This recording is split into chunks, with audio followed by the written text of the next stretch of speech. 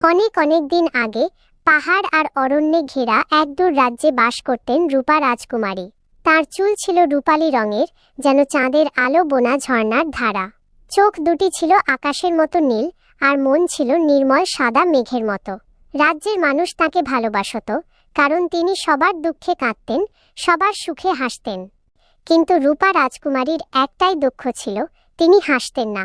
ছোটবেলায় যখন তার মা চন্দ্ররানী মারা যান, তখন থেকেই তার মুখের হাসি হারিয়ে যায়। রাজা অসহায় হয়ে পড়লেন। অনেক জাদুকর, পণ্ডিত আর কবি রাজ্যে এসে তাকে হাসানোর চেষ্টা করল, কিন্তু কেউ সফল হলো না। একদিন রাজ্যের পুরনো দাইমা রাজাকে বললেন, মহারাজ, শুনেছি চাঁদের ফুল নামের এক অলৌকিক ফুল আছে, যা বছরে একবার ফোটে। সেটি যার হাতে পড়ে সে আবার প্রাণের আলো ফিরে পায়। রাজা বিস্মিত হয়ে জিজ্ঞেস করলেন, দাইমা, এই ফুল কোথায় জন্মায়? দাইমা বললেন, রূপালোক পাহাড়ের ওপরে চাঁদের আলোয় মোড়া এক লেকের পাশে। কিন্তু সেখানে পৌঁছানো সহজ নয়। সেই পাহাড় পাহারা দেয় এক অপদেবতা, যে কেবল নির্মল হৃদয় ছাড়া কাউকে সেখানে যেতে দেয় না।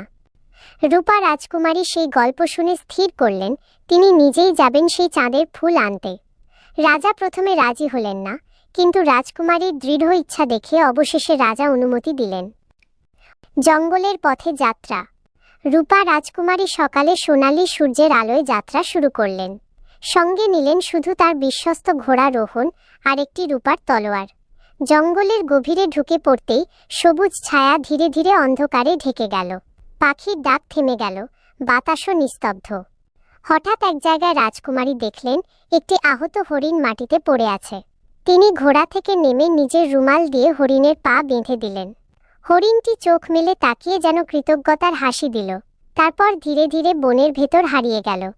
রূপা আবার যাত্রা শুরু করলেন, কিন্তু কিছু দূর গিয়ে হঠাৎ মাটিতে ফাটল ধরে আগুন বের হতে লাগল। এক কালো ছায়া তার সামনে এসে দাঁড়াল, নদী অপদেবতা। তার চোখ জ্বলছে, কণ্ঠে বজ্রধ্বনি, কে আমার পাহাড়ে যেতে চায়? যে চাঁদের ফুল খুঁজবে সে চিরতরে অন্ধকারে হারিয়ে যাবে। রূপা রাজকুমারী সাহস করে বললেন, আমি কারো ক্ষতি করতে আসিনি, আমি কেবল আমার হাসি ফিরে পেতে চাই। যদি আমার মন কলুষিত হয় তবে তুমি আমাকে থামিয়ে দিও। অপদেবতা কিছুক্ষণ চুপ করে রইল, তারপর আগুন নিভে গেল। সে বলল, তোমার হৃদয় সত্যিই নির্মল, যাও পাহাড় পেরিয়ে চাঁদের ফুল খুঁজে নাও। ফুলের আলো। রূপা রাজকুমারী পাহাড়ের চূড়ায় উঠলেন। চারপাশে কুয়াশার আস্তরণ, তার মধ্যে এক টুকরো আলো ছড়িয়ে পড়ছে, চাঁদের ফুল। ফুলটির পাপড়ি যেন খাঁটি রূপার তৈরি, আর তার চারপাশে জোনাকি উড়ছে। রাজকুমারী মুগ্ধ হয়ে ফুলটি তুলতে গেলেন, কিন্তু ফুলটি হঠাৎ বলল, রাজকুমারী, তুমি কি জানো আমি কি দিই? রূপা চমকে উঠলেন, তুমি তুমি কথা বলো? ফুলটি হেসে বলল, আমি চাঁদের ফুল, আমি মানুষকে যা সবচেয়ে প্রয়োজন তাই দিই। কিন্তু বলো, তুমি কি চাও? রূপা রাজকুমারী বললেন, আমি চাই হাসতে পারি যেমন আগে হাসতাম। আমার রাজ্যের মানুষ যেন আমার মুখে আবার আনন্দ দেখতে পায়। চাঁদের ফুল বলল, তোমার হৃদয়ে ভালোবাসা আছে, কিন্তু তুমি মায়ের মৃত্যুর শোকে নিজেকে বন্ধ করে রেখেছ। আমি তোমাকে আলো দেব, কিন্তু শর্ত আছে, তুমি এই আলো অন্যদের দুঃখ মেটাতে ব্যবহার করবে। রাজকুমারী মাথা নোয়ালেন, আমি প্রতিশ্রুতি দিচ্ছি। ফুলটি তখন নরম আলো ছড়িয়ে রূপার হাতে গলে পড়ল। মুহূর্তে তার মুখে এক উজ্জ্বল হাসি ফুটে উঠল, যেন চাঁদের আলো তার ভেতর থেকে জ্বলছে। রাজ্যে ফিরে আসা।